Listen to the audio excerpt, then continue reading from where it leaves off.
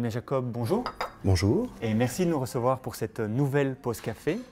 Donc, je vous présente rapidement Damien Jacob, vous êtes expert en e-business et professeur invité ici à Liège à HEC ULG. Et vous faites également de la recherche, notamment pour savoir comment on peut promouvoir l'e-commerce auprès des commerçants. Alors ma première question, elle va être toute simple justement.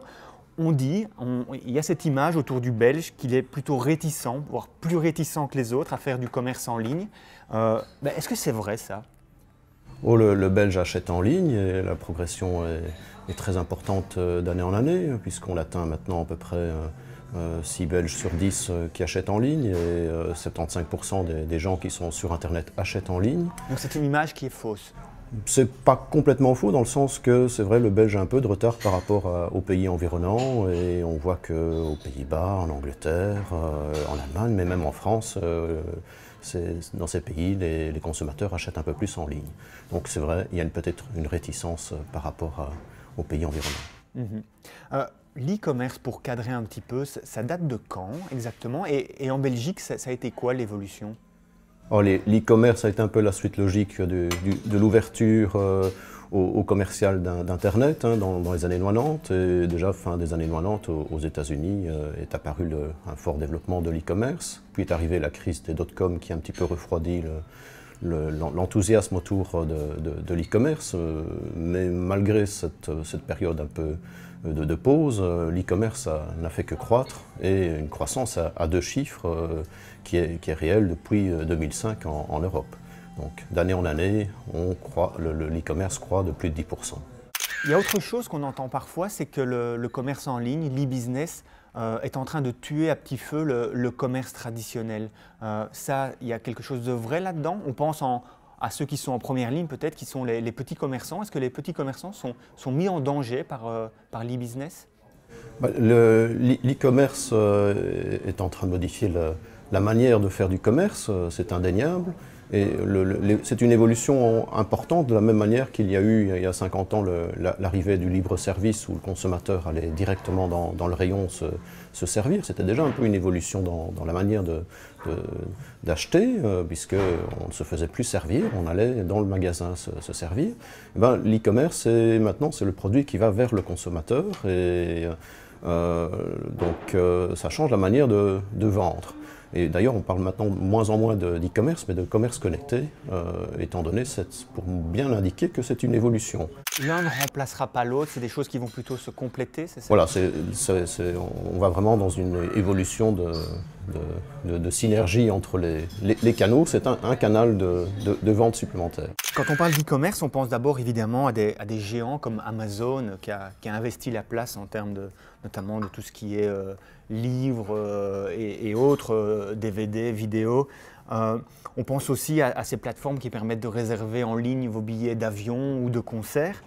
Mais l'e-commerce, c'est aussi toute une série d'autres plateformes qui ont émergé et qui sont différentes de ce qu'on avait l'habitude de voir. On pense à eBay qui est là depuis longtemps, mais plus récemment aussi à Airbnb par exemple pour tout ce qui est hôtelier, à Uber pour tout ce qui est taxi. Dieu sait qu'on en a parlé ces derniers temps. Est-ce qu'avec ça, comme on le dit souvent, on assiste à une nouvelle économie, à la naissance d'une nouvelle économie, ou est-ce que c'est juste une évolution de celle qu'on connaît ? En gros, qu'est-ce qui a changé avec ces plateformes ? Dans l'analyse que je fais un peu de ces évolutions, je pense vraiment que c'est plus une évolution qu'une nouvelle économie qui se dessine. Uber, comme toute une série d'acteurs qu'on dit de l'économie collaborative, n'ont pas réellement inventé même un nouveau modèle économique. C'est un modèle qui existait déjà, de rassembler l'offre et la demande. Ils ont peut-être juste été plus astucieusement ciblé le consommateur, et le consommateur qui peut être à un moment aussi un vendeur de produits, mais aussi de services, en termes de location, par exemple, d'outils. Et ils en ont trouvé une manière économique de prendre une commission sur ces échanges qui étaient avant tout à fait informels dans le secteur, qui n'apparaissaient même pas dans les comptes économiques.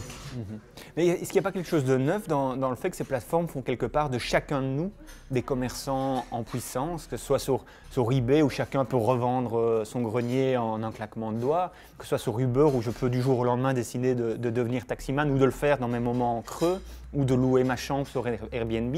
Là, c'est quand même quelque chose de neuf, non ? C'est quelque chose de neuf. C'est surtout le numérique qui a rendu cela beaucoup plus facile qu'auparavant. C'était très difficile de pouvoir faire à grande échelle rencontrer l'offre que les consommateurs pouvaient apporter et la demande. Maintenant, le numérique a rendu cela à une échelle où on peut très facilement mesurer, mettre parfois un système d'enchères et donc vraiment valoriser ces échanges économiques. Dans le cas d'Uber, on a entendu grogner très très fort les taximans en disant notamment que c'était injuste. Du coup, ça m'amène à vous poser la question de la loi. Est-ce que la loi est adaptée à cette évolution du business, de l'économie, ou est-ce que le cadre légal doit encore s'adapter ? Quand on regarde un peu attentivement, on remarque que le cadre légal n'est pas complètement en dehors du coup, qu'à chaque fois on peut se raccrocher à des règles qui ont une pertinence. C'est surtout les procédures administratives, la lourdeur qui existe pour s'enregistrer dans certains domaines qui est pénalisant pour l'instant. Donc c'est plutôt en termes de simplification administrative qu'il y a du travail à faire et pas spécialement sur le fond des réglementations. C'est ça. Mais donc quand les taximans crient à la concurrence déloyale, est-ce qu'ils ont raison ? Et si oui, qui doit faire la loi là-dedans ? Est-ce que c'est à l'État belge, par exemple, d'imposer des choses, ou est-ce que c'est à Uber de surveiller ses utilisateurs ? Dire qu'il y a de la concurrence déloyale dans le sens qu'eux sont tenus à respecter une réglementation dans un cadre particulier, oui. Mais le cadre légal, il a été fixé par des autorités qui ont voulu à un moment contrôler ce secteur et finalement établir une sorte de monopole. Et ce monopole-là, il est brisé par la possibilité quand même de proposer le même service sans ces contraintes. Alors donc c'est vrai, il y a ceux qui sont encore soumis dans ces contraintes-là et qui ont parfois payé un droit d'entrée dans le secteur qui est assez élevé. Ben, on peut comprendre qu'ils réagissent en n'étant pas du tout satisfaits de voir que d'autres acteurs ne jouent pas les mêmes règles du jeu. Il y a à la rigueur peut-être l'endroit où c'est le plus problématique, c'est sur l'application des règles fiscales, où ces sociétés ne sont enregistrées pas dans nos pays et arrivent avec des montages fiscaux à bénéficier d'avantages compétitifs par rapport aux acteurs installés au niveau national. Donc ouais, c'est juste une mise à jour qui va devoir être faite à ce niveau-là. Ça va se mettre en place naturellement dans les prochaines années ? J'ai l'impression qu'on est dans cette tendance de mise à jour, de simplification administrative et probablement effectivement aussi une remise en cause de certaines organisations corporatrices qui avaient son sens à une époque et maintenant avec les technologies qui très rapidement se sont bousculées. Et ce n'est pas uniquement dans le secteur du taxi, mais c'est dans le secteur de l'hôtel, c'est dans le secteur aussi de la restauration, où des plateformes maintenant mettent en relation des cuisiniers amateurs avec des consommateurs. Et comment va-t-on devoir gérer cela? Il y a des réglementations sur le contrôle de la qualité des produits, elles restent toujours pertinentes. Mais c'est toute une question, cette proportion de ce qu'on demande à quelqu'un qui fait cela de façon très occasionnelle par rapport à celui qui le fait de façon régulière. Donc on applique pour l'instant exactement les mêmes lois. Ça pose pas tellement de problème, mais c'est surtout les mêmes procédures et la même sévérité en termes simplement de respect des procédures. C'est pas tellement sur le respect de la qualité des produits, mais c'est où là il n'y a pas spécialement plus de problèmes dans ceux qui préparent des produits, des repas comme amateurs, mais c'est surtout sur les procédures administratives à respecter. Et donc, si là, demain, par exemple, moi, je décidais de me lancer mon business en ligne, ça m'intéresse que vous m'expliquiez à quels éléments je vais devoir être attentif en premier lieu pour ne pas me planter. Parce que j'imagine que la concurrence, elle est encore plus élevée sur la toile où on est mondialisé que dans mon quartier où je peux connaître mes clients par leur prénom. Oui, c'est la principale difficulté du commerce en ligne. Si vous vendez des maquettes d'avions, par exemple, et vous êtes installé à Liège, mais votre homologue, votre confrère à Lille, il n'est pas un concurrent dans un magasin physique, puisque ce n'est pas les mêmes clients qui vont se rendre à Lille qu'à Liège. Sur le web, la concurrence, elle est planétaire, presque. En tout cas, elle n'a pas de frontières géographiques, à peine des frontières linguistiques. Et donc, on doit beaucoup plus se différencier des confrères qui sont des concurrents et trouver de quelle manière on peut donc donner aux clients une autre expérience d'achat et une valeur ajoutée par rapport à tes confrères. Et dans la compétition mondiale qui existe, si on veut pouvoir se faire sa place par rapport à des grands, il ne sert à rien de se battre sur le prix, parce qu'eux ont des possibilités d'achat beaucoup plus importantes et des prix d'achat intéressants, et aussi une capacité parfois de faire le gros dos pendant plusieurs années sans être rentable. Nous, comme petits acteurs, c'est difficile. Et donc, la bataille du prix, ce n'est pas la manière de se différencier, mais ça peut être sur le service, sur le conseil que l'on donne, sur la rapidité de recevoir les produits, sur une gamme plus étendue, on se positionne beaucoup plus comme expert dans une gamme précise de produits, qu'on vend des produits qui ont une connotation plus authentique, en circuit court, des produits qui ont été produits dans les environs. Tout l'art consiste à se différencier. Qu'est-ce qui est le plus simple? Est-ce que c'est plus simple de ne partir de rien, de lancer son commerce sur la toile from scratch, ou est-ce qu'il vaut mieux quand même tenter d'adapter un fonds de commerce qui existe, un réservoir de clientèle qui existe, mais du coup quitte à bouleverser peut-être complètement son mode de fonctionnement traditionnel? Oui, les deux modes existent, hein. Il y a ceux qu'on appelle les pure players qui se lancent uniquement en ligne, et puis il y a ceux qu'on appelle les click and mortar qui ont une activité en magasin physique et une activité en ligne. Il n'y a pas de solution où on trouve plus facilement la rentabilité en ligne. Sur le long terme, il est très probable que le modèle où on combine les deux canaux va dominer. Évidemment, quand on peut partir de rien, le tout c'est d'avoir justement bien pensé comment on se différencie, penser comment on va livrer les produits, comment on va assurer le service après-vente. Donc c'est toute une série de réflexions importantes à faire, spécialement en matière d'e-commerce. Mais le reste, c'est avant tout du commerce. Et donc celui qui est déjà un commerçant bien implanté, il connaît l'art de bien accueillir le client. Et on peut accueillir le client en magasin physique, comme on peut aussi bien utiliser les techniques de merchandising et de rassurance qu'on a dans un magasin physique. On peut l'appliquer clairement en ligne. Donc les deux voies sont tout à fait possibles. Si vous menez aujourd'hui une recherche pour savoir comment mieux promouvoir l'e-commerce auprès des commerçants belges, c'est parce que ceux-ci sont encore peu présents comparé à d'autres sur la toile. Vous m'avez dit en préparant cette pause café qu'un achat sur deux en Belgique se fait à l'étranger. Là, il y a quelque chose qu'on peut améliorer, en tout cas pour l'économie belge, il y a quelque chose à aller chercher à ce niveau-là. Oui, parce que c'est vrai que si le consommateur achète en ligne,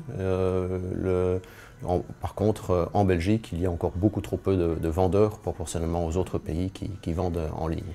Donc, ce qui entraîne comme conséquence qu'effectivement, beaucoup de Belges achètent sur des plateformes étrangères, et ce n'est pas des plateformes à l'autre bout du monde, ce n'est pas essentiellement des plateformes chinoises ou américaines, ce sont des plateformes françaises, anglaises, hollandaises, allemandes. Donc ce sont nos pays voisins qui nous rivalisent en matière d'e-commerce, et la balance commerciale en matière d'e-commerce est clairement déficitaire pour la Belgique, alors qu'on est dans une économie qui est exportatrice globalement. Il y a une contradiction entre cela, et donc il y a un enjeu pour qu'on vende plus en ligne. C'est un enjeu que tant au niveau fédéral qu'au niveau régional, les décideurs se sont rendus compte qu'il faut inciter à vendre les PME en particulier, et aussi les commerçants, les indépendants, à vendre plus en ligne. Et ça dépend sa taille, ça dépend son activité, les solutions sont différentes. D'où l'intérêt de bien analyser segment par segment quelles sont les bonnes manières pour vendre en ligne. Pour finir, Damien Jacob, une question pour boucler la boucle, pour revenir au Belge et à son comportement en termes d'e-commerce. Est-ce que cette forme de frilosité peut-être qui est petit à petit vaincue, mais qui reste présente, qui reste réelle, est-ce qu'elle est due au fait que quand on commande en ligne, il reste toujours ce petit doute, tiens, est-ce que je recevrai bien ce que j'achète? Est-ce que je recevrai bien ce que j'ai commandé et pas autre chose d'une qualité autre ou simplement autre que ce que je souhaitais? Ou bien aussi, est-ce que mes données, notamment mes données bancaires, ne risquent pas de se perdre sur la toile? Est-ce qu'il y a cette peur de l'arnaque qui reste présente chez le Belge? Et surtout, est-ce qu'elle a un fond de justification? Est-ce qu'il y a un risque à commander en ligne aujourd'hui? Les études qui ont été réalisées le montrent bien, notamment une étude de Comeos, la fédération de la grande distribution. Le Belge exprime beaucoup d'inquiétudes quand il achète en ligne. Comme vous le dites, il a peur de se faire arnaquer sur le produit, d'être trompé sur la marchandise, de faire tout simplement une arnaque, d'avoir un faux vendeur, que ses données personnelles et ses données bancaires soient dans la nature. Il a une grande peur de payer et de ne pas être livré, ou d'être livré trop tard, ou il a encore une cinquième peur qui est de se dire j'ai acheté le produit et s'il ne me convient pas, ou s'il y a un défaut, qu'est-ce qui va se passer au niveau du service après-vente. Donc ces angoisses-là, elles sont bien présentes chez le consommateur, elles sont beaucoup plus présentes, elles sont anormalement présentes parce que c'est un réflexe psychologique de peur, alors qu'il n'y a pas plus d'arnaques en ligne que dans un magasin physique, et le taux de fraude, d'ailleurs, il est tout à fait équivalent en termes de moyens de paiement en ligne que dans un magasin physique. Évidemment, le fait que Internet soit un média ouvert et international facilite les tentatives de fraude. Donc en fait, c'est plutôt le vendeur qui doit être prudent que l'acheteur par rapport à l'e-commerce. Mais le vendeur doit tout prendre en œuvre pour lever ses angoisses et rassurer l'internaute en diffusant clairement ses coordonnées, en étant très précis sur ses produits, en donnant des fiches bien documentées, parce que en vendant en ligne, on n'a finalement qu'un seul sens qui va être utilisé parmi nos 5 sens, ça sera la vue.